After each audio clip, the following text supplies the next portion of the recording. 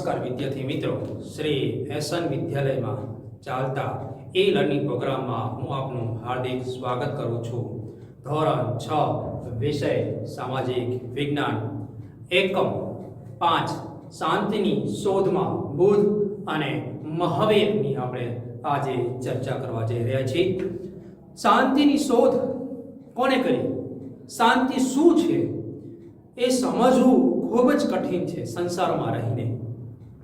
જો કે ભગવાન બુદ્ધ અને મહાવીર ભગવાને આ બંને આપણને સુખના માર્ગો ચાલવાનો માર્ગ બતાવ્યો છે.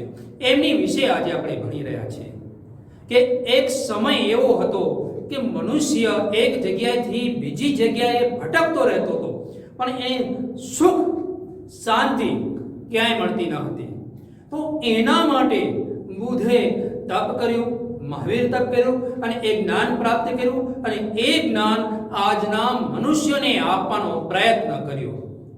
તો કે એ સમયની વાત આપણે કરી રહ્યા છીએ, ભગવાન બુદ્ધ અને મહાવીરની. ભગવાન બુદ્ધ વિશે જેટલું આપણે સમજવીએ એટલું ઓછું છે કે શાંતિની શોધમાં એમને શું પ્રસંગ છે. તો એક સમયનો પ્રસંગ હતો. એક સમય દરમિયાન ભગવાન બુદ્ધ વનમાંથી પસાર થઈ હતા. બાજુમાં એક નગરી હતી.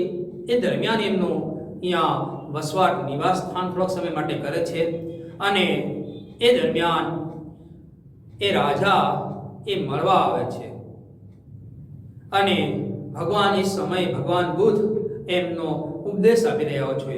એ દરમિયાન એ બગસો ખાય છે, આળસ ચડી જાય છે અને થોડાક સમય પછી જ્યારે બીજી વાર આવે છે ત્યારે એમને સાચું જ્ઞાન આપવાનો પ્રયત્ન કરે છે કે જ્યારે પણ તમે જમો ત્યારે ભૂખ કરતાં ઓછું જમો, થોડું ઓછું જમો, એટલે જેથી તમારી વ્યવસ્થિત રહે.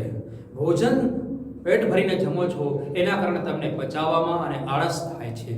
એમ કરીને એમની ઘણા બધા રોગોનો ઈલાજ કરી આપ્યો. આમ જોવા જઈએ તો ભગવાન બુદ્ધે એ સમય આપણને જ્ઞાન આપ્યું હતું એ કંથ અનુસાર કે મનુષ્ય કેવી જિંદગી જોવી જોઈએ. તો કે મધ્યમ કક્ષાની જિંદગી જીવવી જોઈએ, ના તો વૈભવવાળી ના તો નીચેની કક્ષાની. એટલે કે તમારી જરૂરિયાત છે એટલી તમે એ જરૂરિયાત પૂરી કરો. જેટલી ઈચ્છાઓ જન્મશે એટલી જ તમને વધારે દુઃખ થશે. તો એવું દુઃખોનું નિવારણ ભગવાન બુદ્ધ દ્વારા કરવામાં આવે છે અને એમના જન્મ પહેલા પણ એ ઘણી બધી દંત કથાઓ પ્રચલિત છે કે બુદ્ધ ભગવાન બનવા માટે એક વ્યક્તિએ ઘોર તપ કરે છે અને એ દરમિયાન એ ઋષિને મળે છે.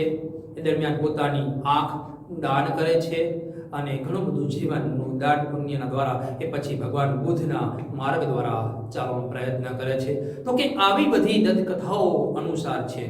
ઈસવીસન પૂર્વે 6ઠી સદીમાં ભારતમાં સામાજિક અને ધાર્મિક સુધારણાના જે ક્ષેત્રે મહત્વપૂર્ણ કાર્યો થયા એ ઈસવીસન પૂર્વ 6ઠી સદીમાં સામાજિક અને ધાર્મિક ક્ષેત્રે પ્રવેશેલા કુરિવાજો અને સામાજિક અસમાનતા અને અનૈતિક બાબતો સામે કેટલાક મહાન સુધારકોએ કાર્ય કર્યું છે.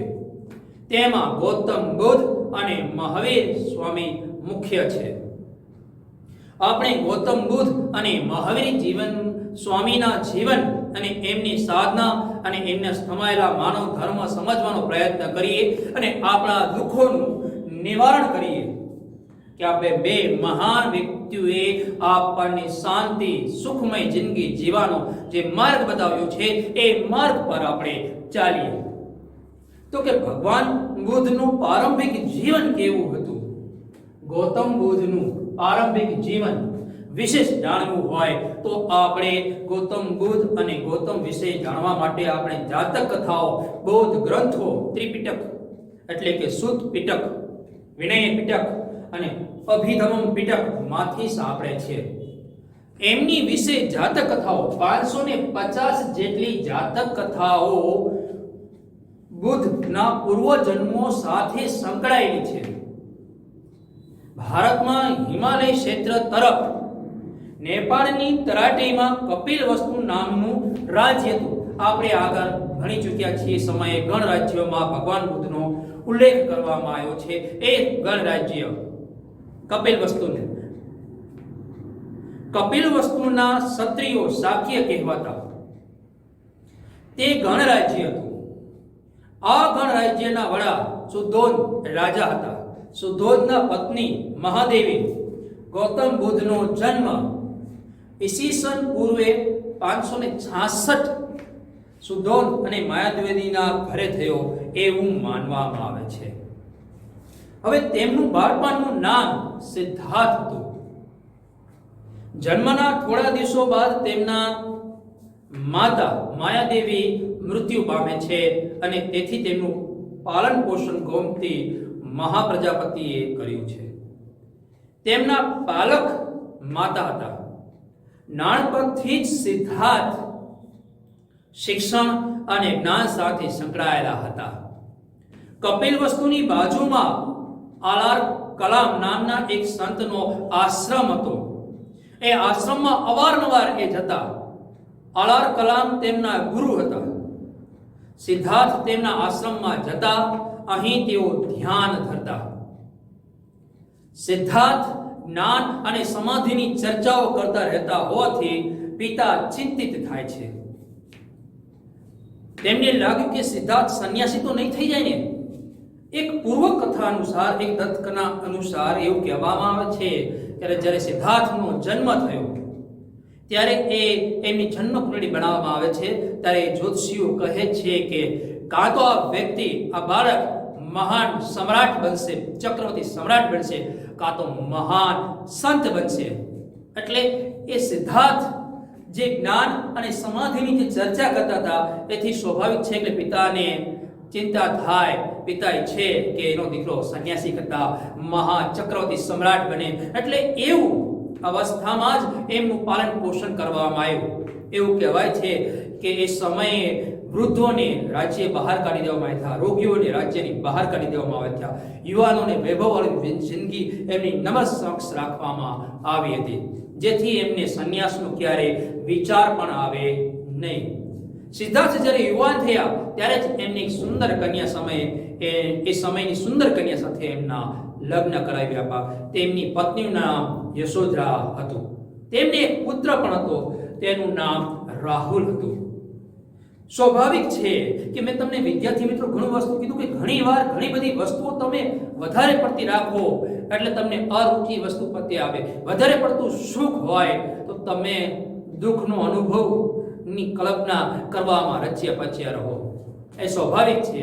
એટલે ભગવાન બુદ્ધ ને એ સમયે ગૃહ ત્યાગ અને સાધનાનો સમય આવે છે એ વિશે વાત કરવા જઈએ તો એ પહેલા એ નગર યાત્રા માટે બહાર નીકળે છે અને એમનો સારથી એમની સાથે છન્ન હોય છે અને એ બહાર નીકળે છે ત્યારે એવું કહેવાય છે કે એક સમયે એમને અમુક વસ્તુઓ મળી આવી.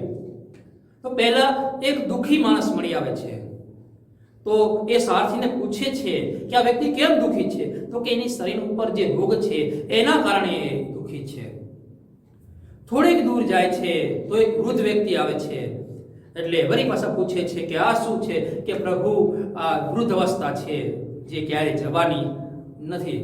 બાળપણ ક્યારે અને યુવાની ક્યારે આવી વહી જાય છે પણ ખબર પડતી નથી. પણ એકવાર વૃદ્ધ અવસ્થા આવે એને જતા એમ થાય કે કેટલો સમય લાગશે એનું કોઈ નિશ્ચિત હોતું નથી. કે વૃદ્ધ અવસ્થા તમને આવશે અને મને પણ આવશે. એટલે વૃદ્ધ અવસ્થાની પીડાઓ પણ આપણે પણ સહન કરવાની રહેશે. થોડેક દૂર જાય છે એટલે વળી પાછું એક મૃતદેહ મળી આવે છે. શમશાન વિધિ માટે, અંતિમ સંસ્કાર માટે જે લઈ જાય છે ત્યારે પૂછે છે, ફરી પાછા સાથી પૂછે કે આ શું છે? તો કે મૃત્યુ છે. એટલે બધા વ્યક્તિઓ દુઃખી છે. એટલે કે શું તું પણ મરી જઈશ, હું પણ મરી જઈશ? એવા સવાલો સાથે એ વળી પાછા આગળ નીકળે છે. જ્યારે બહાર જાય છે તો એક વૃક્ષ નીચે એક સરસ મજાના ઋષિ બેઠા હોય છે, પરમ સુખમાં આનંદમાં પ્રાપ્ત હોય છે. એટલે પૂછે છે કે આ કેમ? આને કોઈ જ તાડ તડકોનો ખ્યાલ નથી અને પ્રસન્ન દેખાય છે અને ચહેરા પર સુખમય વાતાવરણ દેખાય છે. કે પ્રભુ છે એ સંન્યાસી છે, એને આ મોહ માયા છોડી દીધી છે એટલે આ એને દુઃખ એને લાગુ પડતું નથી. એટલે એ વરી પાછા ગૃહોની ત્યાગ અને સાધના માટે આપણે પ્રસ્થાન કરવી એટલે એ વધારે થાય છે. લગભગ 30 વર્ષની વયે જ્ઞાન પ્રાપ્તિ અને સત્યની શોધમાં એ પોતાનો રાજ પરિવાર અને રાજનો ત્યાગ કરીને એ બહાર નીકળી જાય છે. હવે એક રાત્રે તેમના સારથી અને છન પોતાના પ્રિય ઘોડા તક લઈને રાજ્ય બહાર આવેલા નદી કિનારે જાય છે. પોતાના રાજવી પોશાકનો ત્યાગ કરી છનને પોતાના તમામ આભૂષણો આપી કંથકને લઈને રાજ મહેલ જવા આજ્ઞા આપી દે છે, એટલે ઘોડાને લઈને. પોતે સંન્યાસીના ભગવા કપડા ધારણ કરી જંગલ તરફ જાય છે. ગૃહ ત્યાગ બાદ તેઓ રાજગૃહ અને પછી પૂર્વેલા નામના સ્થળે થાય છે. ઘોર તપ કરે છે, પણ એ તપની શરૂઆતમાં એમને કંઈ પ્રાપ્ત થતું નથી. પછી થોડી દૂર જાય છે એટલે એમને 5 બ્રાહ્મણો સાથે તપચર્યા શરૂ કરે છે.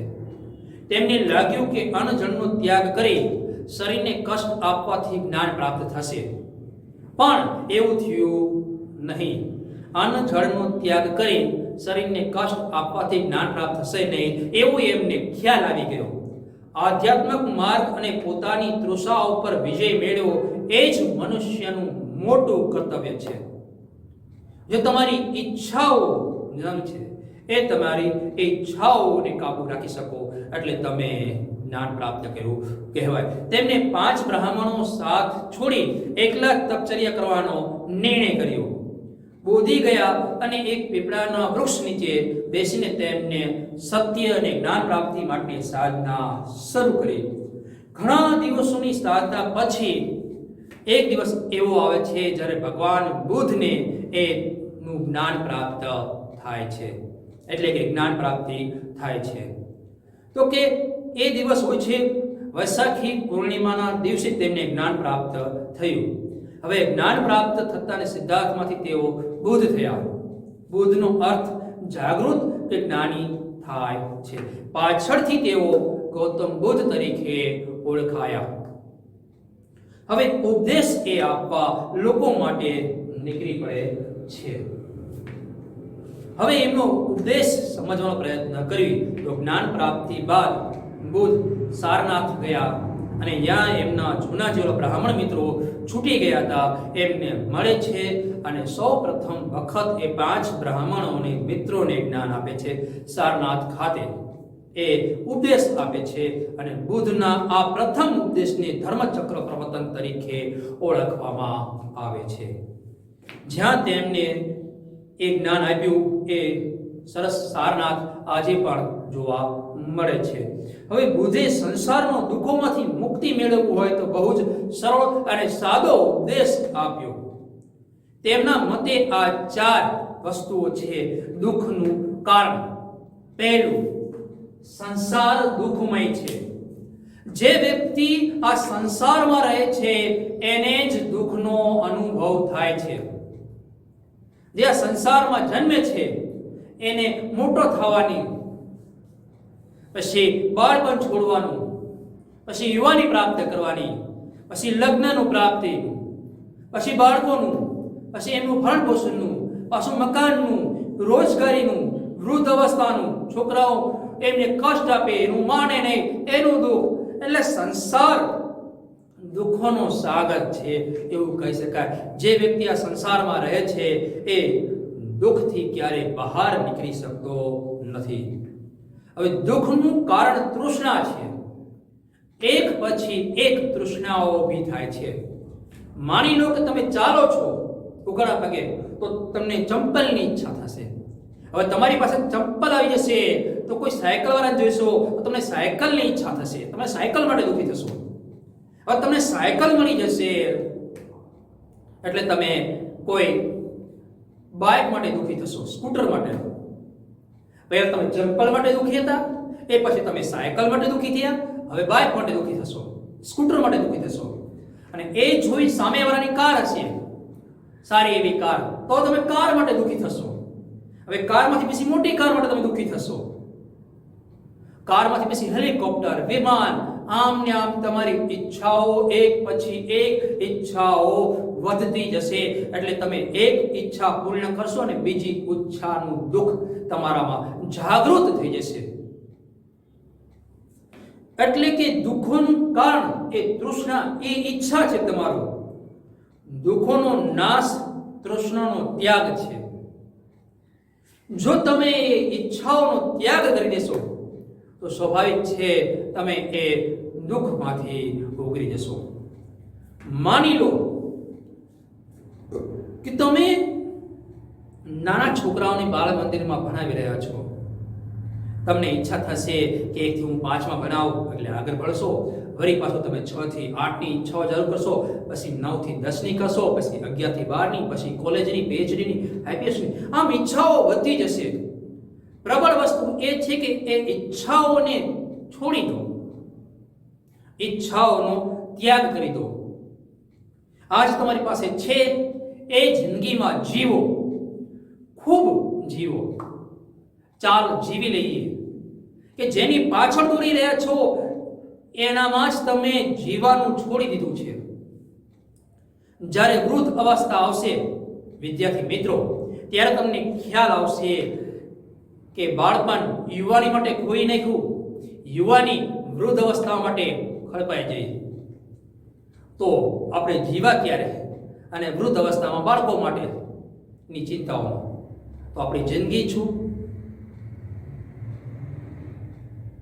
નાના હતા તારા શિક્ષણ માટે દોડ્યા, મોટા થયા એટલે નોકરી માટે દોડ્યા, વૃદ્ધ અવસ્થા માટે એ ભેગું કરેલું સહી સલામત રહે એના માટે જીવ્યા. તો આપણા માટે ક્યારે જીવ્યા? તો એ દુઃખ હકીકત તમારી ઈચ્છાઓ જેટલી વધતી જશે એટલી જ ઈચ્છાઓ તમને દુઃખ દેશે. માત્ર ઈચ્છાઓને ત્યાગી દો અને જીવનમાં સુખમય જિંદગી જીવવાનો પ્રયત્ન કરો છો. જ્યાં છો ત્યાં આનંદમય જિંદગી જીવો. એટલે કે અષ્ટાંગ માર્ગ અપનાવવાથી તૃષ્ણનો ત્યાગ થાય છે. બુદ્ધે સમજાવેલા આ 4 આર્ય સત્ય બૌદ્ધ ધર્મના સિદ્ધાંત તરીકે જાણીતા થયા, જેને સમય દર્શક પણ કહેવામાં આવે છે. બુદ્ધ એક મહાન સુધારક તરીકે ઓળખવામાં આવે છે. બુદ્ધ મહાન ધાર્મિક અને સામાજિક સુધારક હતા. એમને ઘણા બધા ઉપદેશો આપ્યા. હવે એમની પાછળ જોવા જઈએ તો એક વૃક્ષ જ્ઞાન પ્રાપ્તિ પછી એક જંગલમાં મુસાફરી કરી રહ્યા હતા.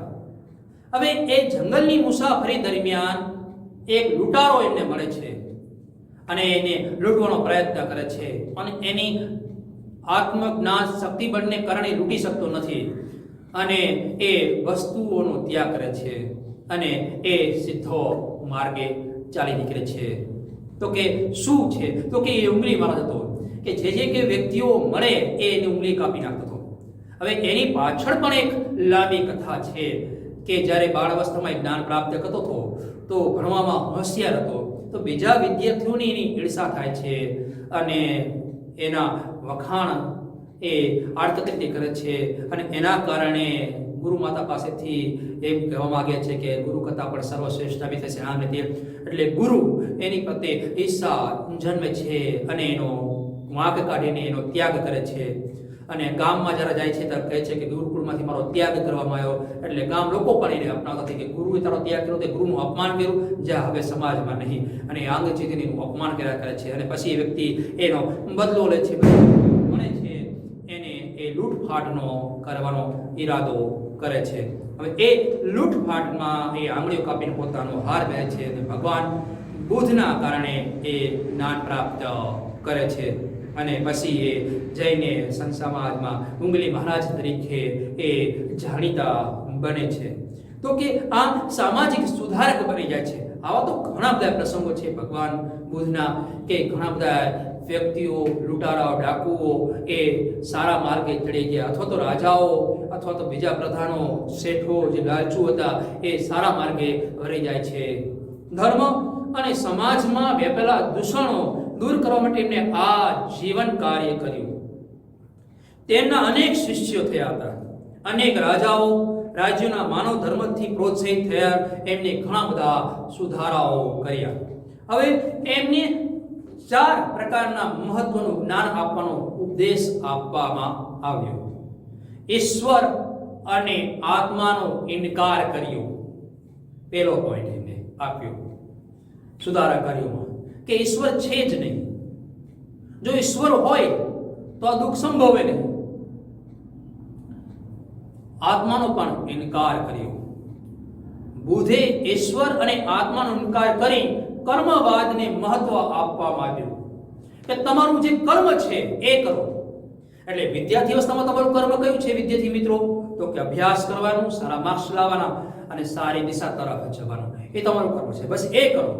યુવાનીમાં શું છે? તો કે જોબ મળી છે, એ જોબ પ્રત્યે વફાદાર રહો અને એ જોબમાંથી જે નાણાં મળે છે પરિવારને ભરણ પોષણ કરો. અને એ પછી તમારું કર્મ શું છે? તો કે માતા પિતાનું, બાળકોનું ભરણ પોષણ કરવું, તો એ બરાબર કરો. વૃદ્ધ અવસ્થામાં સમાજની સેવા કરવાનું કાર્ય છે, તો એ બરાબર કરો. એમના મતે જો ઈશ્વર હોય તો દુઃખ સંભવે જ નહીં. આત્માના કલ્યાણરત રહેવાને બદલે વર્તમાન કાળમાં સદવિચારો યુક્ત વાળું જીવન જીવો. ભવિષ્યમાં શું થયું એની છોડી દો, ભૂતકાળમાં શું થયું એનું છોડી દો. ના તો તમારે ભૂતકાળમાં જીવન હોય, ના તો તમારે ભવિષ્યમાં જીવન છે. તમારે જીવવાનું છે અત્યારે, આ પલમાં જીવવાનું છે. કે ભૂતકાળમાં મારા ભૂલ થઈ એને વાયદા કરો છો તો આ પલ પણ દુઃખી કરો છો, ભવિષ્યમાં હું આ કરીશ તો એના માટે આ પલ પણ દુઃખી કરો છો. તો શું કામ ભૂતકાળ અને ભવિષ્ય પાછળ દોડો છો? દોડવું જ હોય તો વર્તમાનમાં તમારી જિંદગીમાં જીવવા માટે દોડો, સુખમય જિંદગી જીવો. જો ઈશ્વર સાથે અનુરાગ કરવો હોય તો સદવિચાર યુક્ત વાળું જીવન જીવો. ઉપયોગી બનો અને ઉપયોગી થાઓ, કોઈને નડશો નહીં.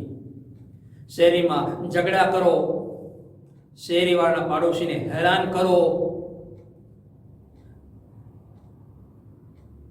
એમના ખરાબ કાર્યોમાં મદદ કરો, ખરાબ કાર્યો કરો, એટલે તમારું આગળનું જિંદગી દુઃખમય છે, એ નક્કી છે. એટલે કે સદવિચાર વાળું, યુક્ત વાળું તમારી જિંદગી જીવવાનો પ્રયત્ન કરો. કર્મકાંડનો વિરોધ કર્યો. હિન્દુ ધર્મમાં વ્યાપેલા કર્મકાંડનો વિરોધ કરી તેમને જ્ઞાન પ્રાપ્ત એ માટેની વસ્તુઓનો વિચાર આપ્યો. તેમને યજ્ઞમાં થતી પશુ હિંસાઓ અટકાવવાનો વિરોધ કર્યો. એક સમય હતો કે યજ્ઞમાં મોટા મોટા પશુઓની આહુતિ આપવામાં આવતી, બલિઓ દેવામાં આવતી, પાડાઓની, બકરાઓની, નાના પશુઓની. હકીકતમાં કોઈનો જીવ દેવાથી યજ્ઞમાં પરમાત્મા આપણને પ્રાપ્ત થતા નથી, અથવા તો પરમાત્મા આપણને એ માર્ગે લઈ જતા નથી. તો શું કામ આવો હિંસા વાળો માર્ગ અપનાવવો જોઈએ? તો કે પશુ હિંસા અટકાવવામાં એમને જે વિરોધ કર્યો, તેમને કહ્યો કે અહિંસા સર્વોચ્ચ ગુણ છે. તમામ પ્રાણીઓ પ્રત્યે અહિંસાનું થી વર્તવું એ માનવ સૌથી મોટું કર્તવ્ય છે. તમે તમારો માર્ગ અપનાવી રાખો, કોઈને તમારા વિચારોથી દુખી કરશો નહીં, કોઈને મરવા માટે કાવતરા બનાવશો નહીં, ભલે એને મારો નહીં, પણ તમે જે કાવતરું બનાવ્યું છે એના માટે પણ એ મરવાનો તો છે જ તમારા કાવતરાથી, અથવા તો તમારા કાવતરાથી દુખી થવાનો છે, તો પણ એ પણ હિંસા છે. તો આવી હિંસાનો ત્યાગ કરો. મહાત્મા ગાંધીજીએ કીધું છે, અહિંસા જ પરમો ધર્મ છે. તમે જીવો અને જીવા દો, બસ એ જ મોટું કર્તવ્ય છે. હવે ઊંચ નીચનો ભેદભાવનો પણ એમને વિરોધ કર્યો. આ સમયે હિન્દુ ધર્મ બ્રાહ્મણે, ક્ષત્રિય, વૈશ્ય અને શૂદ્ર એવા 4 વર્ણો વહેંચાઈ ગયો હતો. બુદ્ધે આ વ્યવસ્થાનો વિરોધ કર્યો. તેમણે કહ્યું કે મનુષ્ય ઉચ્ચ કુટુંબમાં જન્મવા લેવાથી મહાન બની જતો નથી. નીચ શૂદ્ર કુળમાં જન્મવાથી એ નીચ પણ બનતો નથી. તે પોતાના કર્મોથી, સદવિચારોથી, સત્ય અને અહિંસાના પાલનથી મહાન બને છે. તેમણે સમાજમાં વ્યાપેલા ઊંચ નીચના ભેદભાવનો ઉગ્રહ વિરોધ કર્યો કે કોઈ જન્મથી મહાન નથી બની જતું અને કોઈ એના કર્મોથી મહાન બને છે, કે તમારા કર્મ એવા કરો કે તમે મહાન બનો, ભગવાન બનો, ઈશ્વર બનો, સંત બનો, મહાત્મા બનો. કે ઉચ્ચ કુળમાં જન્મથી, સારા સંસ્કારી કુળમાં જન્મથી તમે સંસ્કારી થશો એવું તો નથી જ. રક્ત પ્રહલાદ એનું બેસ્ટ ઉદાહરણ છે. રાક્ષસ કુળમાં જન્મ થયા છતાંય ભગવાનના પરમ ભક્ત બની ગયા, અને રાવણ સારા બ્રાહ્મણ કુળમાં, ઉચ્ચ કુળમાં જન્મ થયો છતાં રાક્ષસ બની ગયો. વિચાર કરો, તમારા કર્મ તમને ઉચ્ચ બનાવે છે, તમારા કર્મો તમને નીચ બનાવે છે, તમારો જન્મ તમને ઉચ્ચ નીચ બનાવતું નથી. માટે સારા કર્મ કરો. સ્ત્રીઓનું મહત્વ બુદ્ધે પોતાના આ માનવ ધર્મમાં પુરુષોનું જેટલું જ મહત્વ સ્ત્રીઓને આપ્યું. તેમને કહ્યું, નિવારણનો માર્ગ માત્ર પુરુષ માટે જ નથી, સ્ત્રીઓ પણ સાધના અને કર્તવ્યથી નિર્માણ પ્રાપ્ત કરી શકે છે. સ્ત્રીઓ પણ પોતાનો ઉદ્ધાર કરી શકે છે. એ પણ સદવિચારો દ્વારા પોતાના કર્મોથી મહાન બની જાય છે. આપણે ઘણા બધા ઉદાહરણો છે કે જીવનમાં એ મહાન સ્ત્રીઓ બની ગઈ હોય, જેમની આજે પણ પ્રેરણા આપણા જીવન માટે ઘણી દાયક હોય છે. હવે ભગવાન બુદ્ધનું નિવારણ જોવા જઈએ તો કે બુદ્ધ ને વૈશાખી પૂર્ણિમાએ બોધિ વૃક્ષની છાયામાં જ્ઞાન પ્રાપ્ત થયું. જ્ઞાન પ્રાપ્ત કરી બુદ્ધ ભારતમાં સમાજ અને ધર્મ સુધારક કરતા હતા. અનેક લોકો તેમના સદમાર્ગે વાળ્યા. સત્ય અને અહિંસાનો ઉપદેશ આપી સંસારને સુખમય સાધનો તરફ વાળવાનો પ્રયત્ન કર્યો. આમ માંસાહાર, ઊંચ નીચના ભેદભાવનો વિરોધ કર્યો. 80 વર્ષની વયે કુશીનારામાં તેમનું અવસાન થયું અને નિવારણ પામ્યા. પરંતુ વિશ્વભરમાં આજે પણ તેમના વિચારો અને ધર્મ જીવન જીવી રહ્યા છે એમના કારણે. હવે વિદ્યાર્થી મિત્રો, તમને પરીક્ષામાં પૂછવામાં આવે ગૌતમ બુદ્ધનો પ્રારંભિક જીવન વિશે જણાવો તો તમને એ 3 કે 4 માર્ક્સમાં પૂછાશે. તો તમે આવી રીતે એનું વર્ણન કરી શકો છો. ગૌતમ બુદ્ધ અને બૌદ્ધ ધર્મ વિશે જાણવા માટે તમારે બૌદ્ધ ગ્રંથોમાં, ત્રિપિટકમાંથી તમને માહિતી સાંપડશે. 550 જેટલી જાતક કથાઓ બુદ્ધ પૂર્વજન્મો સાથે સંકળાયેલી છે. ભારતમાં હિમાલય ક્ષેત્રે તરફ નેપાળ તરાઈમાં કપિલવસ્તુ નામનું રાજ્ય હતું. કપિલવસ્તુના ક્ષત્રિયો શાક્ય કહેવાતા. તે ગણરાજ્ય હતું. આ ગણરાજ્યના વડા સુદોન હતા. સુદોનના પત્ની મહાદેવી ગૌતમ બુદ્ધનો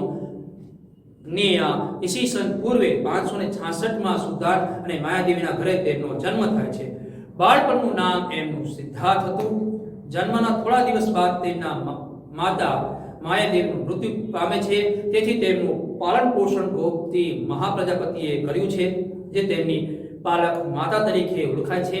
નાનપણથી જ સિદ્ધાર્થ શિક્ષણ અને જ્ઞાન સાથે સંકળાયેલા રહેતા હતા. કપિલવસ્તુની બાજુમાં અલાર કલામ નામના એક સંતનો આશ્રમ હતો. આ સંત એમના ગુરુ હતા. સિદ્ધાર્થ તેમના આશ્રમમાં જતા અને ત્યાં તેઓ ધ્યાન ધરતા.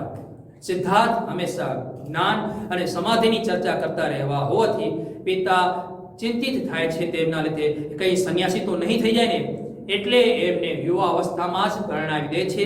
એમની પત્નીનું નામ યશોધરા અને પુત્રનું નામ રાહુલ હતું.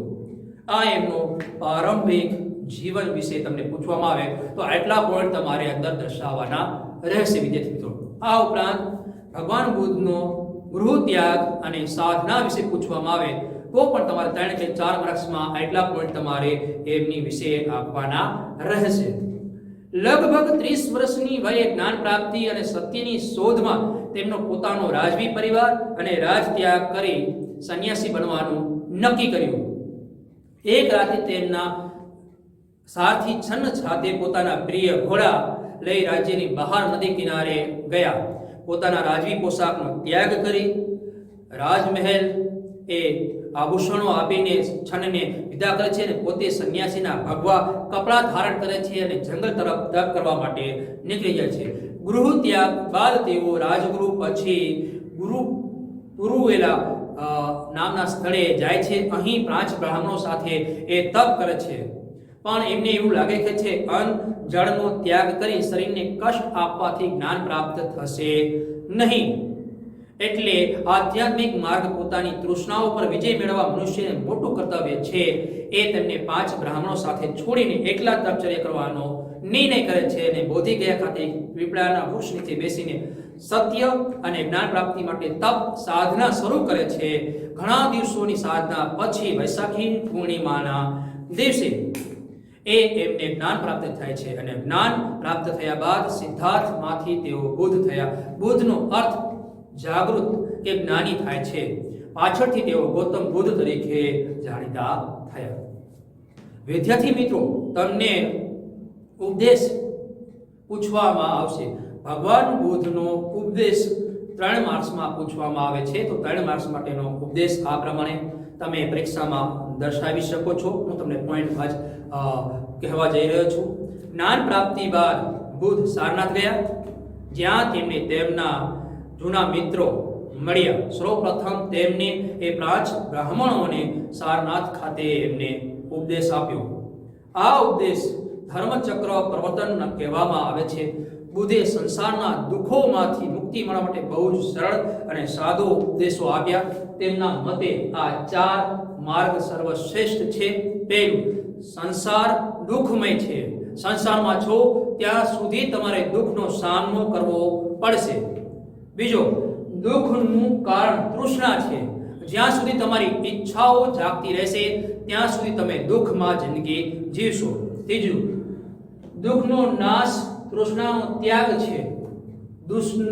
દુઃખનો ત્યાગ કરી દો તો તૃષ્ણાનો પણ ત્યાગ કરવો જરૂરી છે. અને ચોથું, અષ્ટાંગિક માર્ગ અપનાવવાથી તૃષ્ણાનો ત્યાગ થાય છે.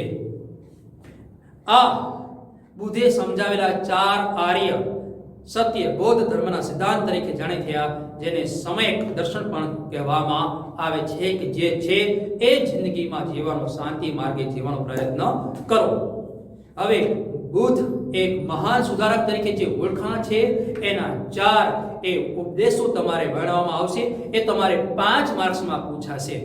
તો વિદ્યાર્થી મિત્રો, આ 5 પોઈન્ટ તમે 4 પોઈન્ટ તમે દર્શાવશો અને એમની ઉપર થોડો પોઈન્ટ લખશો એટલે તમને 5 માર્ક્સ આ રોકડા તમને બુદ્ધ એક સમાજ સુધારક તરીકેની ટૂંક નોંધ બધા પૂછાય, તમને 5 માર્ક્સ રોકડા મળી જશે. બુદ્ધ મહાન ધાર્મિક અને સામાજિક સુધારક હતા. ધર્મ અને સમાજમાં વ્યાપેલા દૂષણો દૂર કરવા તેમણે આ જીવન કાર્ય કર્યું. તેમના અનેક શિષ્યો હતા. અનેક રાજાઓ અને રાજ્યો તેના માનવ ધર્મ પ્રોત્સાહિત થયા. તેમને નીચે મુજબ એટલે કે આ 4 ઉપર ઉપદેશો આપ્યા. ઈશ્વર અને આત્માનો ઇનકાર કર્યો. બુદ્ધે ઈશ્વર અને આત્માનો ઇનકાર કરી કર્મવાદને મહત્વ આપ્યું. તેમના મતે જો ઈશ્વર હોય તો દુઃખ સંભવે જ નહીં. આત્માના કલ્યાણ રત રહેવાને બદલે વર્તમાન કાળમાં સદવિચાર સાથે જીવન જીવવું જોઈએ. બીજો, કર્મકાંડનો વિરોધ કર્યો. હિન્દુ ધર્મમાં વ્યાપેલા કર્મકાંડનો વિરોધ કરી તેમની યજ્ઞમાં થતી પશુ હિંસા અટકાવવાના અને તેના વિરોધ માટે ઘણા બધા કાર્યો કર્યા. તેમણે કહ્યું કે અહિંસા સર્વોચ્ચ ગુણ છે. તમામ પ્રાણીઓ પ્રત્યે અહિંસાનું વર્તન વર્તવું જોઈએ. એ જ સૌથી મોટું કર્તવ્ય છે. પ્રાણીઓને પ્રેમ આપો અને હિંસા કરવાનું બંધ કરો. ત્રીજો, એમને ઊંચ નીચના ભેદભાવનો વિરોધ કર્યો.